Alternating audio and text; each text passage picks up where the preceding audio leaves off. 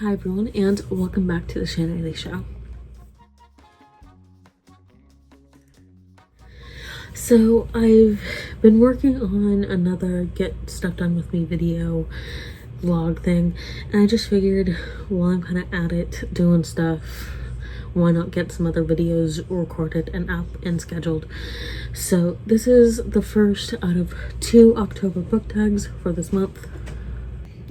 And this one specifically is the Disney Parks book tag. This is not me going to Disneyland.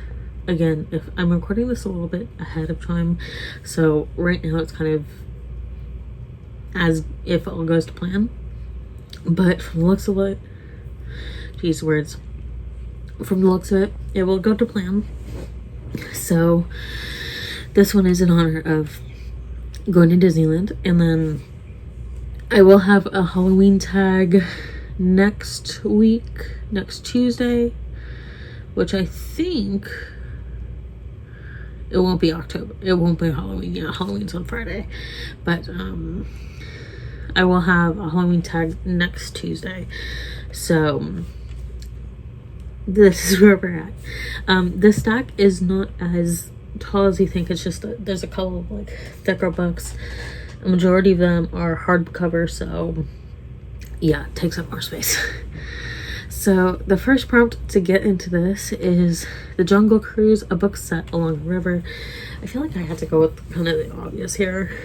Death on the Nile. I was about to say Death Along the Nile. I was thinking about doing Crocodile on the Sandbank, which is also based on the Nile River, but I talked about that in my last book tag. So, Death on the Nile, Agatha Christie. I don't think this one needs too much of an explanation, but essentially you're following a world-famous detective, Hercule Poirot, and he is trying to figure out, it's a whodunit kind of closed-door mystery on a boat on the Nile. Like, okay, who's killing these people? So that was that one. This one is Jungle Cruise. And it's funny because I just watched Evil Under the Sun with Peter Ustinov, because it's the original ones with Peter Ustinov as Hercule Poirot that are the best ones. Anyway, the next prompt is Pirates of the Caribbean, a swashbuckling high seas adventure. For me, the closest one that I could get to this is The Count of Monte Cristo by Alexandre Dumas. And this one, you're following, what's his name? It's been a while since I used to read this like yearly, and then I stopped doing that. What's his name?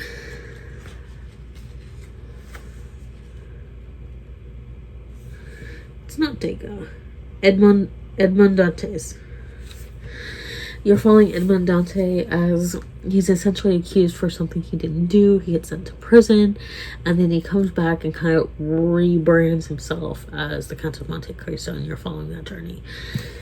I don't think that's too much of a spoiler, and besides that, that book's been out for a while. So the next prompt is The Haunted Mansion, a book with an eerie vibe. For me, like, this one's like not super eerie, but I can't not include this one. So it's The Legend of Sleepy Hollow and Other Tales by Washington Irving. So this is like a collection of a lot of his works. So Sleepy Hollow, I love the inside cover. I love the Headless Horseman. I've read some stuff.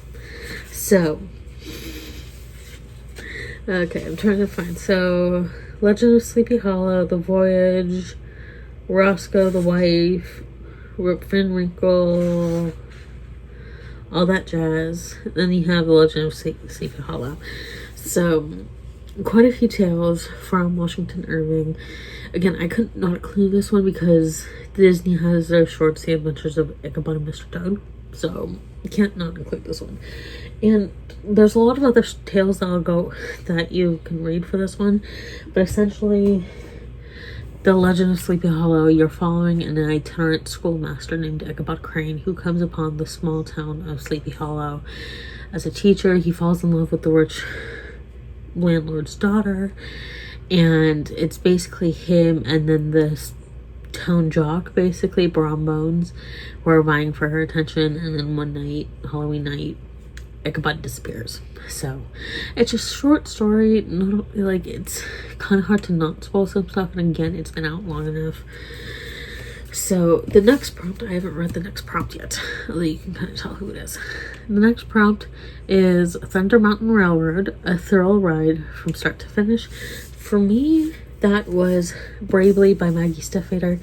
This was like, I don't really consider this like an official sequel to the movie, but it's basically kind of in the lane of a sequel where you follow Merida as she tries to save her family from stagnation and try to save her family from the doom that follows stagnation.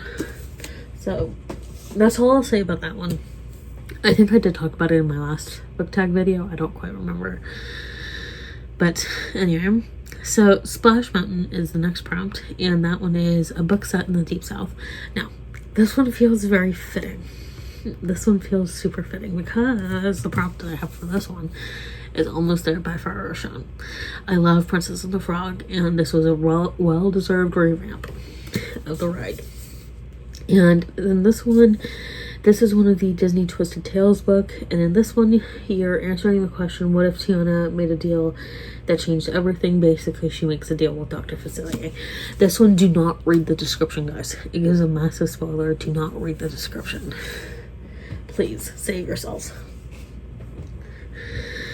So the next prompt is Cinderella, a book with a castle. And for me, the one I chose, it's like there's no real like set location or like set description of where they're at, just because it's imagery, or there's no set verbal description or verbal cues. But the Remarried Empress, you're in a castle fortress, so we're throwing this one in there. And in this one, you're following Empress Navier as she navigates her divorce from her husband, Emperor Vessu. And at the beginning of the book, he says, I want a divorce, and she says, I'll grant you the divorce as long as I can remarry the person of my choosing.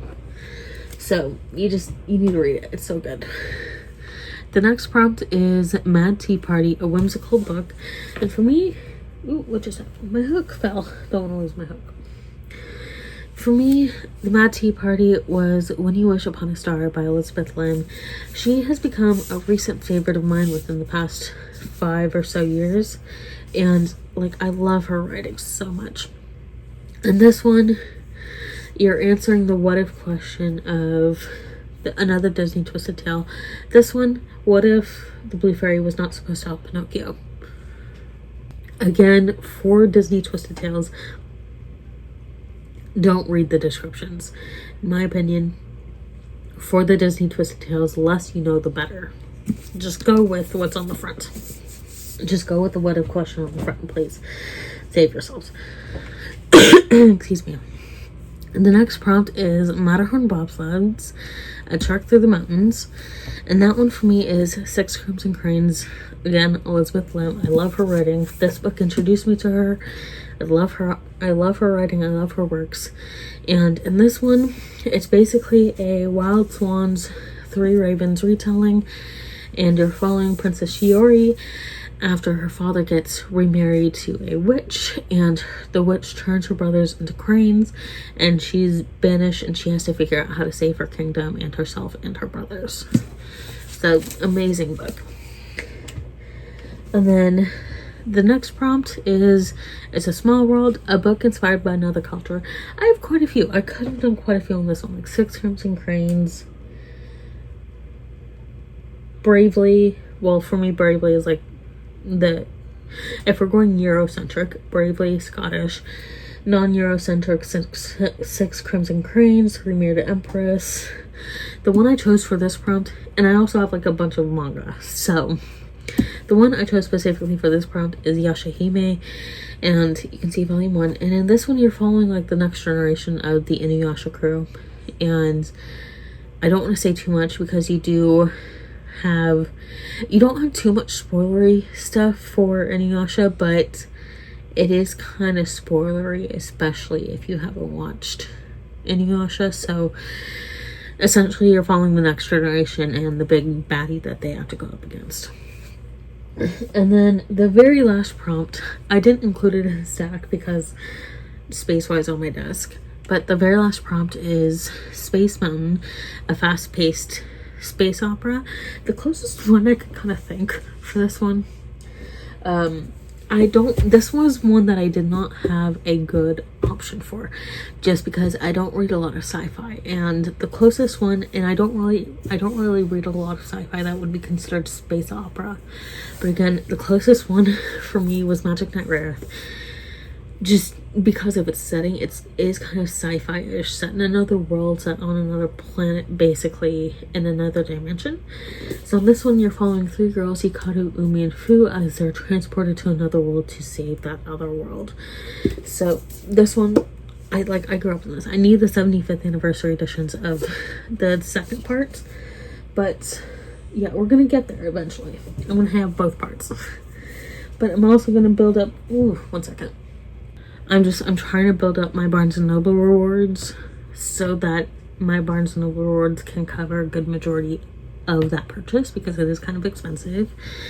So I'll probably buy the paperbacks for all of them, which sucks because we did have the paperback manga and then we gave it away, and then they sold it without permission. So anyway, like, I kind of want to excuse it because it's like they were young, or they are younger than me and my sister. But yeah, don't go selling other people's books unless they've explicitly said, like, do what you want with it. Don't go, unless it's a gift to you, or they said, yeah, you can keep it, I don't care. Like, don't go selling it. Like, unless they say, yeah, you can keep it, do what you want with it, don't sell another person's book. So, with all that said, that is the end of this book tag video. If you want to do this prompt, if you want to do this book tag and do these prompts, I'm tagging anyone and everyone who wants to do them. Let me know down below in a comment what your answers were. And, yeah. I'll see you all in my next video. So, thank you all for watching.